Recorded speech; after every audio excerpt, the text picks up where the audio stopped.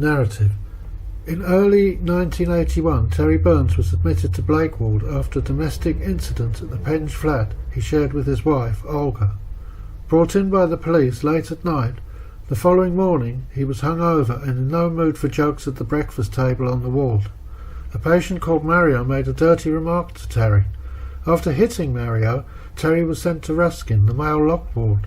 Because Terry would not say why he had hit Mario, Dr. Jansen may have suspected that Terry had been following a command made by his voices rather than the real reason, which was that Terry was simply annoyed by a comment Mario made. Terry may not have learnt his lesson regarding his anger on Ruskin, but he gave that impression, so he was then referred to a long-stay ward with the other patients who were suffering from chronic mental illness.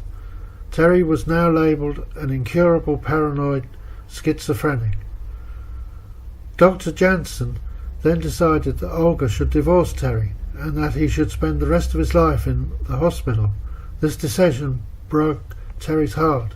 Dr. Jansen was aware of the religious nature of Terry's vision and that he heard voices.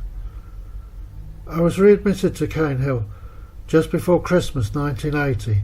I was put on Guy Ward, a long-stay ward. I attended the industrial therapy department and slept in the wall dormitory. There are about 30 beds in the dormitory and about 20 patients. On Guy Ward, we had 2 old-school but reasonable nurses running the ward during the day. Jo was a friendly Irish nurse and Jack was an older English nurse. Jo seemed content with the regime, but Jack occasionally got into his head that we had it too easy. They have everything done for them, the nurse on the next ward down the corridor, Faraday Ward, would say, and Jack would agree. His agreement more irritated if he had lost on the horses, which happened a lot.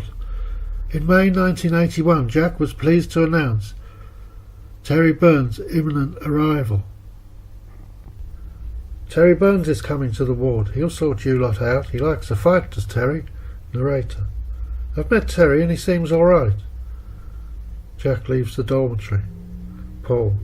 I've heard about that Terry. He can cause trouble. Narrator.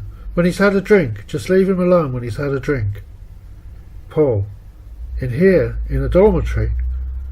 Narrator. Perhaps they'll give him a side room. Paul. Perhaps he's plainclothes and they've sent him here to collect evidence.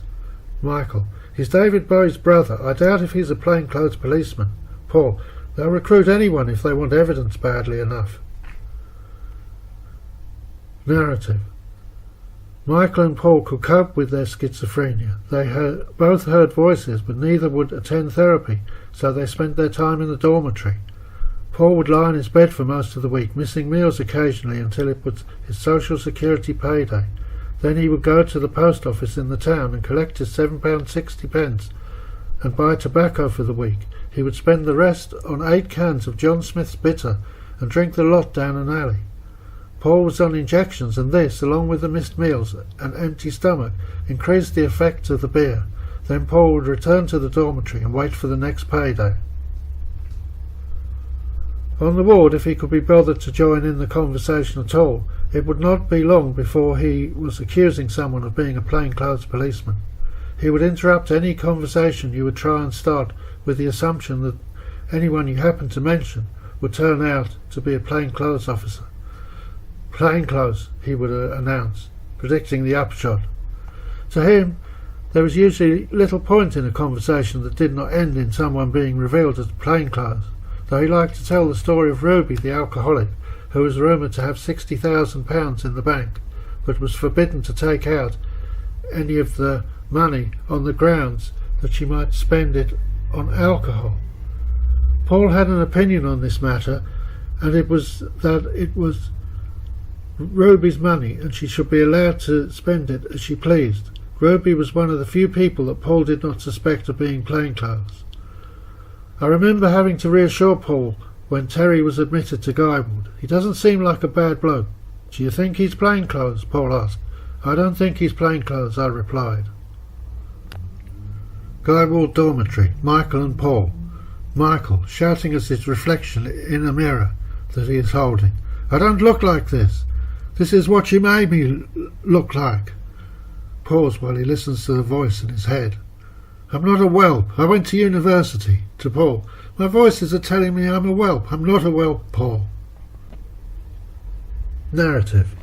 Michael took tablets that contained ephedrine, a stimulant which he bought over the counter at the local chemist shop. The user can become addicted, suffer from insomnia and develop psychosis. Besides these symptoms, ephedrine seems to provoke bizarre behaviour in its users. Already diagnosed schizophrenic, Michael discovered an unusual method for dealing with his voices. Convinced that he could hear the voice of his mother in his head, Michael would shout and scream at the reflection in a mirror that he would hold while sitting in bed. Convinced that his mother could hear his voice answering, the conversation took the form of an argument, invariably ending with Michael screaming at his own reflection. Michael explained the large number of tablets he was buying by saying that he was a nurse buying them for the ward. Though he was so scruffy, I doubt if the pharmacist believed him. He financed his habit by stealing from the other patients. Payday was Thursday for those who, like me, had to work in the industrial therapy department. On payday, Michael would creep around the ward, stealing the few pounds the patients had earned from those who did not hide their money and left it in their clothes. Michael had been a student at an Oxford university, but he had been sent down when he developed schizophrenia, or dementia praecox as he preferred to call it. Then he wrote a book which he showed to his girlfriend, who subsequently left him, breaking his heart. The book was never published. When Terry arrived on Guy Ward, he was neither violent or intimidating. He had escaped Ruskin Ward, but was distressed by the fact that his psychiatrist, Dr. Jansen, was advising his wife to divorce him. Guy Ward Dormitory. Jack. This is Terry. He's been transferred here from Ruskin. I've shown him where everything is, the washroom, the bathroom, the laundry basket. You lot can help him settle in. Michael, narrator, and Paul. Hello, Terry. Terry, hello, to the narrator. I remember you. I met you on Blake Ward. Narrator. This is Michael, and this is Paul. The rest don't really talk. Paul. Geoffrey can talk, but not very often. Narrative. By talking to Terry in the dormitory, I had a chance to get to know and observe him. Obviously, I was going to compare him with the media image of his famous half-brother, David Bowie. Terry was stockier, though, and I soon noticed that when he felt threatened or insulted, he would adopt a boxer's stance with his feet, which made him seem more intimidating than he was. Even when sitting, Terry would lean forward towards you, when most people would back off. But once you found out that this was just second nature to him, and that he would not automatically follow through with a punch, once you got past this psychological routine, you could start to have a conversation. It also helped that I was able to reassure Terry when he arrived on the ward in a distressed state. Terry soon found an audience in the few patients on the ward capable of holding a conversation. Michael, Paul and I were relieved to find that Terry was not a violent monster. Terry told us what had happened on Ruskin Ward, and we listened in horror. Paul was supportive. He told us that an article in the News of the World had alleged brutality in the hospital. Guy Ward Dormitory. Terry, they're breaking up my marriage. What can I do? I'm not even allowed to visit her. I'll do myself in if I can't be with my wife. Narrator. If you do that, they've won. Why don't you visit your wife anyway? Terry. I can't. They'll get the police to bring me back, and they'll put me on Ruskin. Olga has taken out a court order. Narrator. Well, you still don't have to accept what they say.